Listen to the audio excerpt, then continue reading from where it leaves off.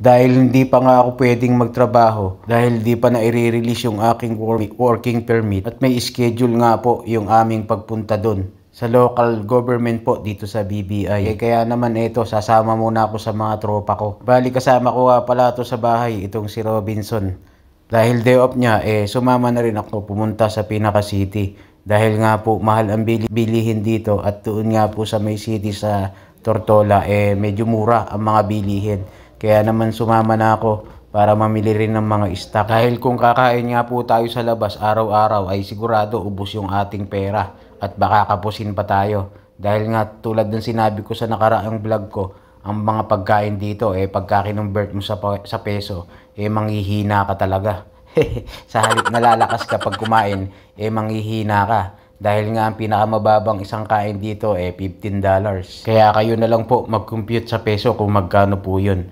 At heto na nga po, pasakay na po tayo sa mini boat ng aking pagsasakyan. Bali Pilipino po ang naging kapitan dito, si Kabayan, na dati rin pong seaman. Tawa nga po ng tawa yung mga kabataan dito sa akin dahil nagbibideo ko sa mga pinaggagawa ko. Tawanan sila ng tawanan yung mga estudyante. Sabi ko, it's okay, I just video. Sabi ko nga ganun okay, no problem. Tas tawa sila ng tawa. Sabi ko, actually, I'm vlogging this here because my first time I just vlog. Sabi kong ganun. It's okay, no worries, do it. Kala mo ng mga bata. Puro mga estudyante yung mga nakasabay ko dito sa may pinakalabas po ng bangka na yan. At doon naman po sa may loob, andun din po yung ibang mga pasahero na mga estudyante. Doon po sa may loob. Sa loob nga At ayan nga si Kabayan, yung kapitan po dito sa barko. Mini boat lang pala. At heto na nga pababa na kami sa may pinaka-port ng Tortola. At ang bayad nga po pala dito sa may mini boat po dyan ay $35 po ang isa. At pagka may hand carry ka pa, extra bayad po yun, $2.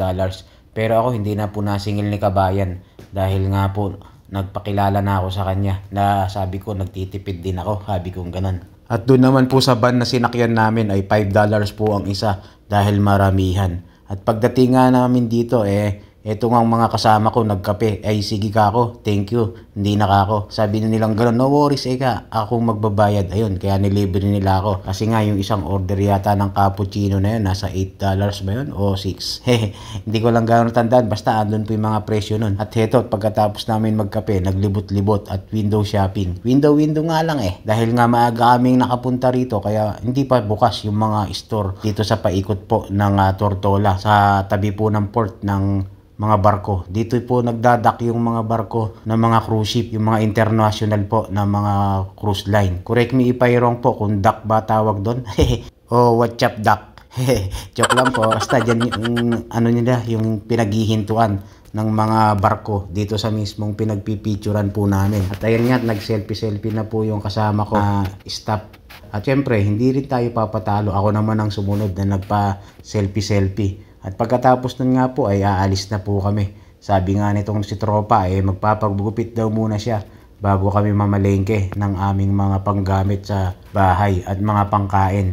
Sabi ko nga kay tropa, next time ako na lang manggupit sa'yo. Libre naman ka ako Sanay din ka ako kung manggupit at meron nga akong mga gamit na panggupit. At yung mga barbero pala na nandito mga kabayan din po natin na mga galing din po ng mga Middle East. Ito nga si Kabayan ay galing po ng Qatar. At nakakwentuhan ko nga po sila at matagal na nga rin po sila rito. Sabi ko nga kay Kabayan tagal nyo na ako dito, bakit di kayo nabakasyon? Ang mahal nga daw ng ticket, nasa $3,000. Pero kung may US visa ka, nasa 1,000 lang daw mahigit. Sabi nga sa akin ni Kapitan dun sa may pinaka mini boat na nasakyan ko. Dahil nga po siya ilang beses nang nakapagbakasyon. At pagkatapos nga ng gupitan na yan ay nabili ko ng gamot dahil naubo ko. $10 nga pala yan yung gamot na binili ko na para sa ubo. At pagkatapos yan, na market na po kami. Ayan nga, ang lemon kulang-kulang $1 ang 1 kilo. At dito naman po sa orange, ayan, $78. 0.79 pala. At dito naman sa may bawang at sibuyas, kamahal ng bawang dito, kulang-kulang $4 po ang 1 kilo. At dito naman po sa mga gulay-gulay na yan, basta puro dollars po lahat yan. Kayo na lang mag-compute yung kamatis Kita nyo, island po island dito, pero yung mga gulay talaga nga naman mahal. Basta wag na lang po kayo magko-convert sa peso pagka po nandito kayo. Talaga nga naman mapapamahal ka sa mura. Ay mapapamura ka pala sa mahal, baliktad. Sorry. Ang kamote nga dito kung makikita nyo pa yung presyo, ayan kulang-kulang $2 ang isa. Talagang mga ngamote ka rito pagka hindi ka talaga nagtipid.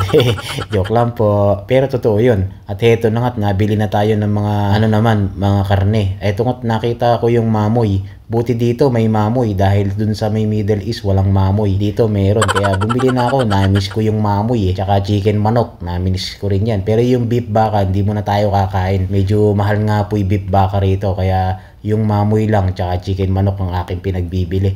At tsaka rice na jasmine. Nakita ko nga si Kabayan kaya yun. Tinuro niya sa akin yung pinakamura. Bakit kaya nang binili mo na karne? Meron mas mura dito. Sabi niya ganun. Yun nga yung tinuro niya sa akin.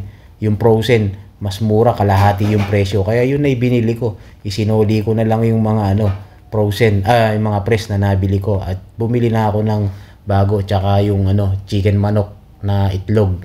Nabili na rin tayo. Sabi ko, Kabayan, meron din baka akong rice cooker dito. Andun daw sa second floor, kaya naman naakyat na ako. At pag akyat ko nga dun sa second floor, ayun, ala na, ubos na yung stock. Sabi, dahil lang nakita ko si Kabayan, ay meron na nga daw mga Pilipino na nabili doon, pinakyaw. Dahil nakasale nga po sila dito sa may supermarket. At pagkatapos niyan, siyempre, magbabayaran na tayo. Ang total nga pala ng aking binayaran dyan ay 116.93 po. Ay mashallah. Kayo nang mag-compute sa peso o magkano. Masakit nga po pala sa bulsa. Pagka kinumpute mo pa, manghihinayang ka talaga. Pero nandito na tayo sa abroad, kaya okay lang yan. Saka mamadali ko nga po, nakalimutan ko pang bumili ng mga kape at saka pang sabon ko sa katawan at saka sabon panlaba. Siguro next time na lang. Ay, po, nyamut teon.